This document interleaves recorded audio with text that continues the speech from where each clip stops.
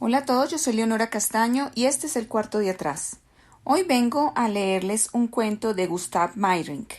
Gustav Meyrink es un particular escritor austríaco que forma parte del expresionismo alemán, nacido en 1868, quien también fue traductor especialmente de la obra de Charles Dickens.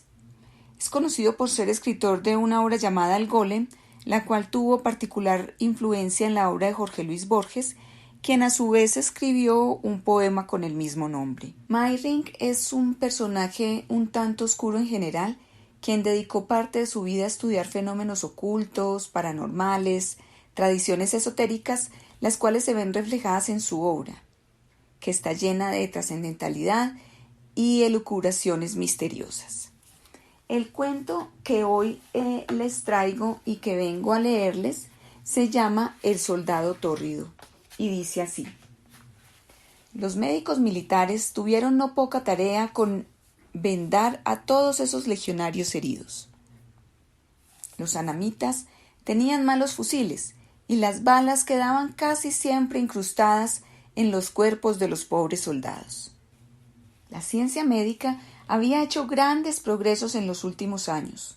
Esto era sabido incluso por aquellos que no sabían leer ni escribir, de modo que, como no les quedaba otra alternativa, se sometían dócilmente a todas las operaciones.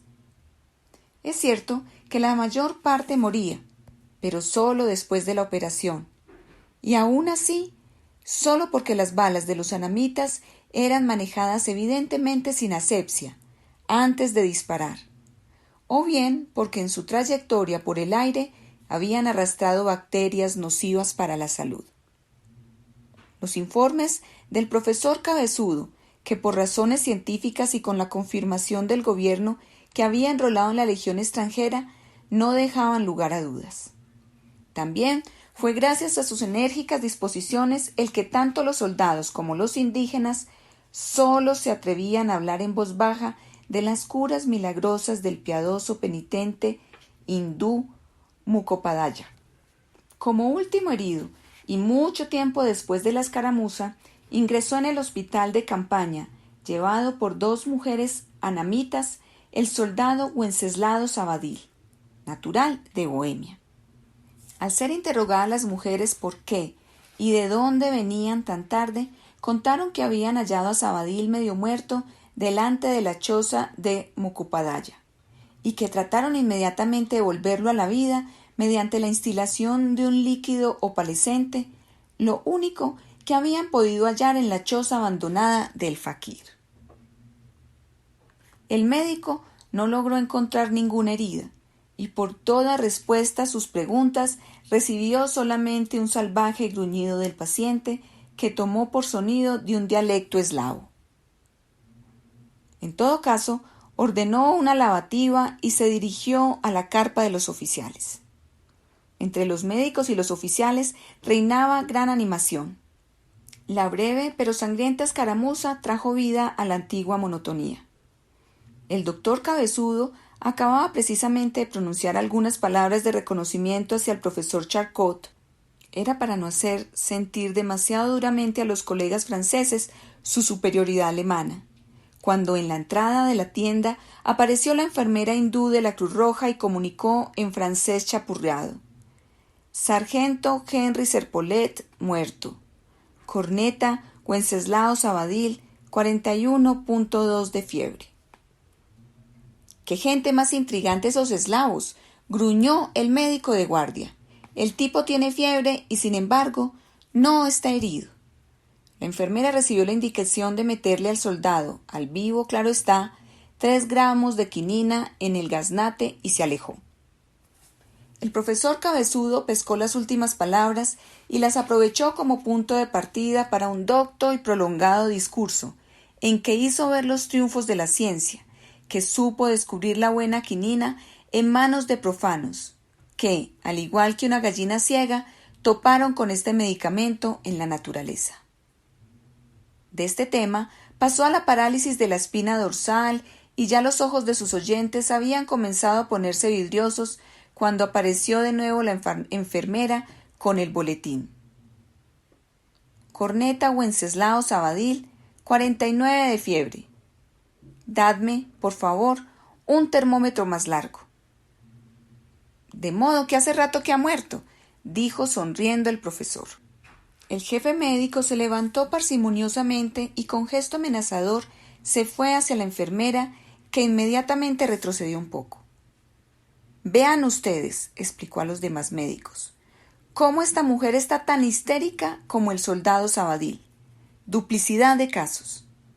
Después de lo cual se fueron todos a dormir. El jefe médico manda decirle que acuda sin demora, le espetó el enlace al aún muy somnoliento sabio cuando apenas los primeros rayos del sol teñían el borde de las colinas próximas. Todo el mundo miró con expectación al profesor, que acudió instantáneamente al lecho de Sabadell. 54 grados Reaumur de temperatura. ¡Increíble!, gimió el jefe médico. Cabezudo sonrió incrédulo, pero retiró espantado la mano de la frente del enfermo, pues se había quemado realmente. Busque usted deprisa los antecedentes de la enfermedad, dijo con vacilación, y tras un desagradable silencio al jefe médico. Coja ya de una vez los antecedentes de la enfermedad y déjese de pasear tan indeciso por aquí, le gritó el jefe médico al médico más joven entre los presentes. Bhagavan Sri Mukhopadaya sabría acaso, se atrevió a insinuar la enfermera hindú. Hable usted cuando le pregunten, la interrumpió el jefe médico. Siempre las mismas malditas supersticiones, continuó dirigiéndose a Cabezudo. El profano no piensa sino en cosas secundarias, le apaciguó el profesor. Mándeme, por favor, el informe, que no tengo mucho que hacer ahora. Y amigo, ¿qué es lo que sacó en limpio?, preguntó el sabio al médico subalterno, tras el cual se apretujaba una multitud de oficiales y médicos ávidos de saber. La temperatura subió, mientras tanto, hasta 80 grados. ¿Y? El profesor hizo un gesto de impaciencia y rechazó. El paciente tuvo tifus hace 10 años y una difteria ligera hace 12. El padre murió de una rotura de la base del cráneo, la madre de conmoción cerebral. El abuelo de rotura de la base del cráneo, la abuela de conmoción cerebral. Es que el paciente es natural de Bohemia, añadió el médico subalterno a modo de aclaración. Estado excepto la temperatura normal. Funciones abdominales atónicas. Heridas, excepto ligeras contusiones en el occipucio, no se encuentran. Al parecer le fue suministrado al paciente un líquido opalescente en la choza del fakir Mukho. Al grano, joven, nada de cosas insustanciales, le amonestó bondadosamente el profesor, y señalando con un amplio gesto los dispersos cofres de bambú como asientos para sus visitas, continuó. Se trata aquí, señores, como ya lo reconocí esta mañana, al primer golpe de vista. A ustedes solo se lo insinué, con el objeto de que aprovecharan la oportunidad de hallar por sí mismos el diagnóstico de un caso poco frecuente de elevación espontánea de temperatura a consecuencia de una lesión en el centro térmico, con un gesto ligeramente desdeñoso hacia los médicos y legos, de aquel centro cerebral que concilia las fluctuaciones de la temperatura del cuerpo, sobre la base de una tara hereditaria y adquirida. Si además sometemos la formación craneana del sujeto a la señal de alarma del cuerpo local de bomberos, compuesto de algunos soldados inválidos y culíes chinos, llegó anunciando un desastre desde el edificio de la misión e hizo callar al orador. Todo el mundo corrió afuera, con el coronel al frente.